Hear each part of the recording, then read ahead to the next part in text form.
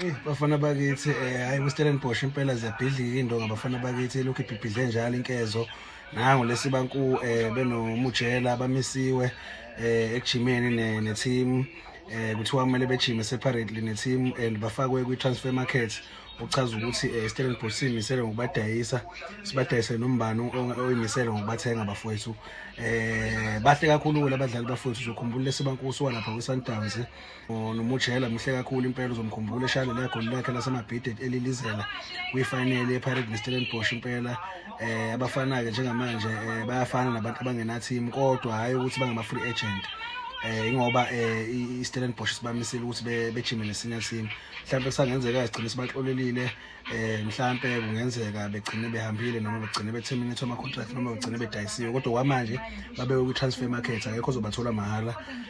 umuntu ozobathola umuntu ozokhipha imali kwamanje singazi ke noma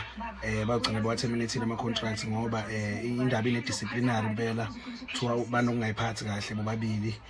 so ingakho behlukanisiwe ne team.